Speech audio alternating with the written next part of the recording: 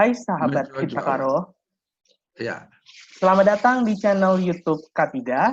Di video kali ini saya Tantagian sudah bersama dengan Bapak Profesor Dr. Insinyur Sukarya Sinulingga, Master of Engineering. Hai Selamat Pak. pagi. Selamat Hai, pagi selamat pagi. Pak. Salam sejahtera. Ya, apa kabar Pak? Sehat-sehat. Yang penting kita terhindar dari COVID-19. Itu Amin. paling. Puji Tuhan. Ya. Ikuti selalu protokol kesehatan yang dikumandangkan oleh pemerintah. Iya. Ya. Beliau merupakan seorang tokoh Karo yang sekarang ini aktif menjadi seorang guru besar di Universitas Sumatera Utara yang telah mempublikasikan banyak publikasi penelitian yang salah satunya adalah Baseline Economy Survey daerah Sumatera Utara pada tahun 1991 ya Prof? Ya. Ya. Kerjasama dengan Bank Indonesia pada waktu itu. Bekerja sama dengan Bank Indonesia. Kita saat ini akan berbincang-bincang perihal pertumbuhan ekonomi sektor pertanian di daerah Tanah Karo. Menurut Bapak, Pak, sekarang ini pertumbuhan ekonomi, khususnya sektor pertanian di Tanah Karo itu bagaimana ya, Pak? Terima kasih, itu pertanyaan yang sangat bagus. Kalau kita bicara tentang pertumbuhan ekonomi, tentu mudah kita ketahui dari data statistik yang dipublis oleh pemerintah Karo, bahwa angkanya saya tidak tahu persis, tapi pasti tidak menggembirakan. Kalau kita bandingkan dengan situasi tahun 80-an, saya juga aktif pada waktu itu meneliti.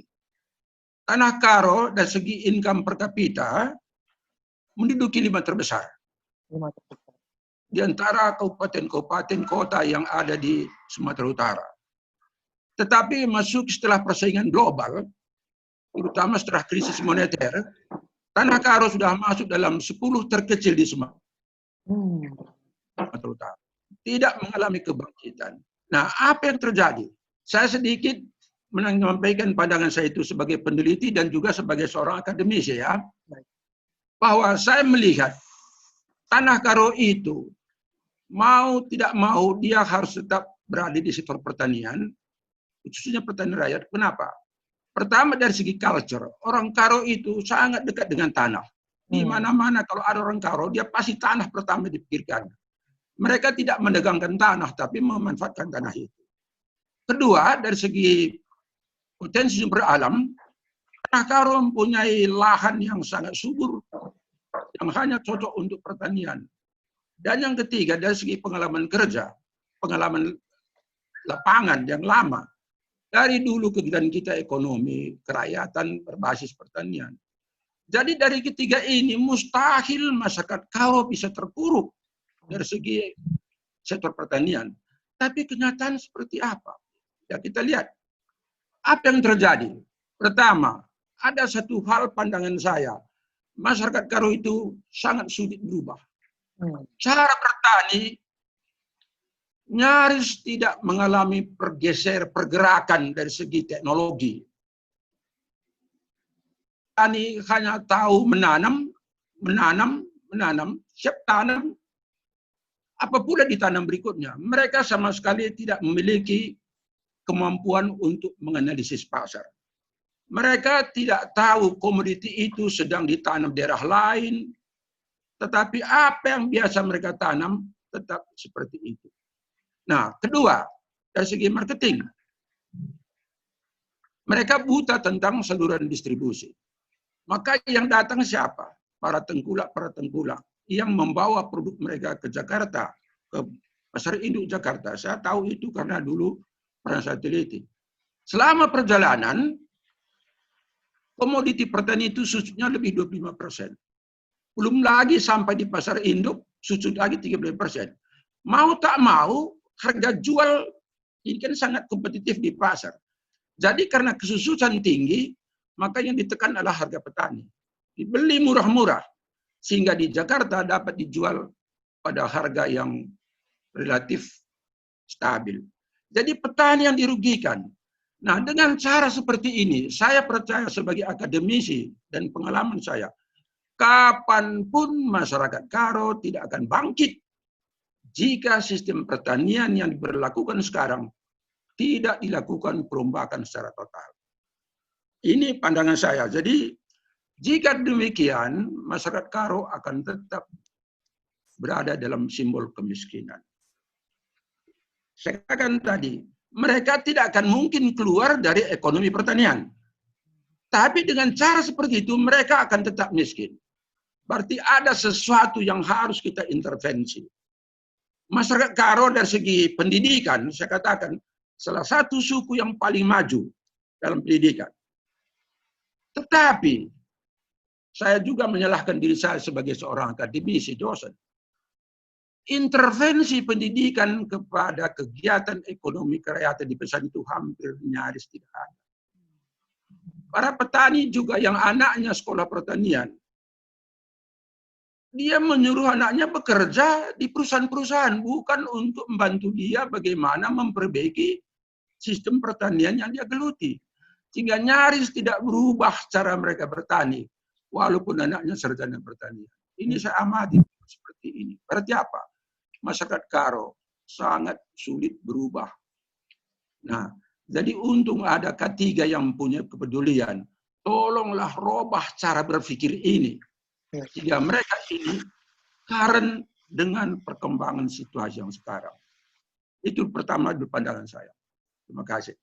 Ya Pak, terima kasih Pak. Berarti memang tantangan yang mereka hadapi, pelaku sektor-sektor pertanian itu adalah mereka masih tidak mengetahui bagaimana cara mengubah sistem pertanian mereka, mulai dari teknologinya dan marketingnya, sehingga mereka tidak dapat mengembangkan potensi yang seharusnya bisa lebih maksimal gitu ya, karena dan solusinya seharusnya ada intervensi pendidikan, ya kan ya Pak?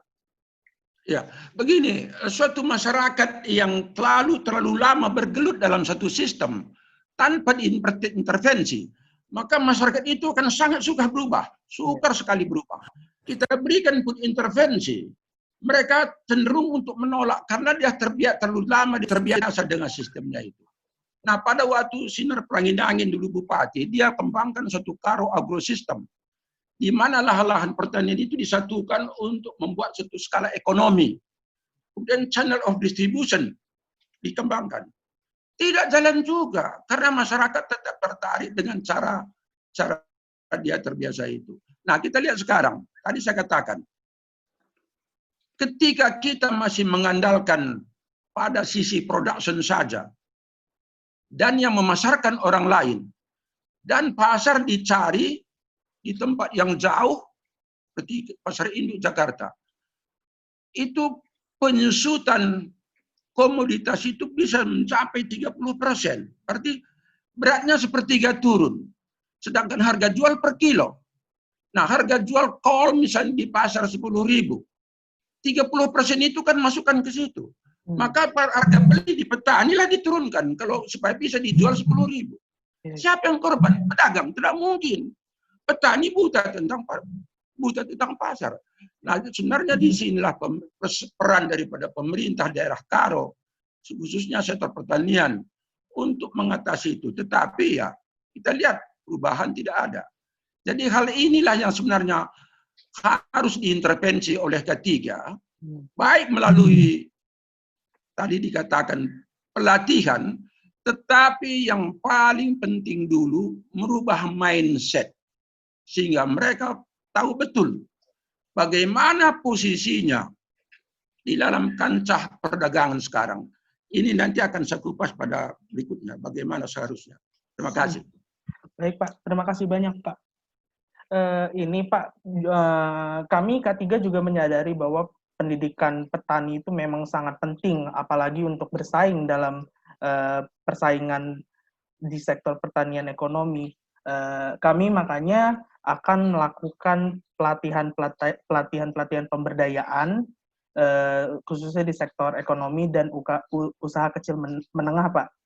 Apa sih saran Bapak yang bisa kami jalankan sehingga pelatihan tersebut seperti yang Bapak bilang bisa berjalan secara efektif dan kiranya juga bisa mengubah mindset petani-petani tersebut, Pak? Ya, bagus. Merubah mindset adalah salah satu sisi, tetapi dia tidak menjawab persoalan. Kenapa? Karena dalam sistem ekonomi sekarang di mana sudah semua serba online, maka petani sangat sukar diharapkan dia akan menjadi pelaku bisnis online. Buka mindset mereka, kemudian dibentuk suatu lembaga, apakah itu bentuk koperasi, atau misalnya Bapak angkat, yang mengorganisir kegiatan produksi para petani, yang telah terbuka mindsetnya, kemudian lembaga ini akan berperan untuk melink komoditi rate itu dengan pasar melalui sistem online, dan lembaga ini pertama harus membimbing petani-petani itu untuk menjaga continuous produksi pada quality, sortingnya tidak lagi berdasarkan setelah panen baru sorting, tapi mulai dari proses di sorting sehingga semuanya menghasilkan produk-produk yang hampir standar. Kemudian packagingnya, packing and packaging, pengepakannya, supaya produk itu bisa diperjualkan secara online langsung kepada konsumer, tidak lagi kepada pedagang-pedagang antara. Karena perjalanan antara inilah membuat produk itu susutnya menjadi sangat tinggi. Kalau susut sangat tinggi, tentu yang akan dirugikan pastilah petani. Nah, jadi di sini setelah dilakukan nanti pelatihan segala macam permagangan, whatever you may say, maka mesti ada satu lembaga formal lagi.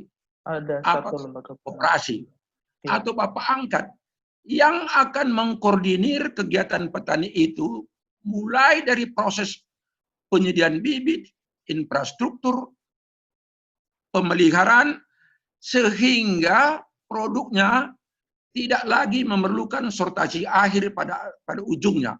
Kalau pada ujungnya kita sortir, maka banyak produk akan sia-sia. Tapi kalau prosesnya kita manage dengan betul, maka produk yang akan rusak menjadi sangat sedikit. Kemudian dikemas, sehingga dia layak untuk diperdagangkan secara online langsung kepada customer, langsung kepada konsumen. Sehingga dengan demikian, masalah susut sudah bisa kita atasi. Bayangkan, selama diangkut ke Jakarta 2 hari, berapa susutnya? Tiba di pasar induk mengendap lagi beberapa hari. Akhirnya ini beban siapa? Beban petani. Yang kolnya 2 kilo dihargai hanya 1 kilo. Sedangkan produktivitas mereka berubah pula. Kapan mereka bangkit? Tidak mungkin. Tidak mungkin. Saya yakin tidak mungkin kalau dengan cara sekarang. Dulu kenapa bisa? Karena dulu didagangkan secara ke luar negeri juga, karena tidak terlalu banyak kompetitor, dia masih jalan. Tapi sekarang kan tidak seperti itu lagi. Jadi, kecuali kalau kita memilih komoditi yang sangat langka, di mana-mana tidak ada, maka susu 50% pun kita masih untung, karena harga pasar kita kendalikan. Tapi kalau komoditi kita, komoditi yang sifatnya kompetitif, bagaimana mungkin? Nah, jadi tolonglah kalian kaum milenial ini, bentuklah lembaga itu, apakah namanya koperasi. Karena petani tidak akan mungkin dalam waktu singkat kita arahkan dia bisa melakukan bisnis secara online. Walaupun mindset mereka terbuka. Belakangan nanti, setelah roda pedaki itu bergelinding, mungkin dari pengalaman itu mereka sudah bisa. Tetapi pada tahap pertama, mesti kita bantu melalui suatu platform di mana komoditi mereka kita salurkan secara online, mereka pada sektor produksinya, tetapi tetap dibimbing dari segi quality control, bukan pada ujung quality control, tapi pada proses quality control. Maka pasti produktivitas mereka akan tinggi. Nah, dengan demikian, maka harga pasar sudah sebagian besar menjadi milik para petani itu. Itulah tugas kalian kaum milenial ini. Pandangan saya seperti itu. Siap, Pak. Terima kasih banyak, Pak, atas sarannya, Pak. Tentu itu akan menjadi penyemangat kita untuk bisa memberdayakan petani-petani, karena mereka juga membutuhkan bantuan kita. Kalau misalkan bukan kita, siapa lagi, Pak? Ya. Dan jangan pernah bicara dengan petani nanti, kalian sudah kami didik, kalian sudah kami magangkan, maka tugas kami selesai. No. Kalian tetap terlibat dalam proses-proses bisnis berikutnya, sampai barang itu jadi uang. Iya, Pak. Itu, lembaga itu harus ada ya. Kalau begitu, saya bangga sekali kepada kaum milenial Karo ini, khususnya kepada Rafael Terigen Mergani. Siap, Pak. Jujur ya. Jujur, Pak. Terima kasih banyak Bapak atas kesediaannya dalam perbincangan kita di video kali ini, Pak. Terima kasih banyak ya. Kalau nanti ada informasi, kalau ada nanti hal-hal lain yang perlu tanyakan, saya ready saja ya. Iya Pak, terima kasih banyak Pak juga atas sarannya. Baik. Terima kasih kembali. Yuk. Demikian perbincangan kita di video kali ini. Terima kasih sahabat Kita Karo yang sudah menyaksikan video ini. Ikuti terus aktivitas K3 di media sosial K3 di bawah ini ya. Dan jangan lupa like, comment, subscribe, dan share video ini ke kerabat karya. Bujur!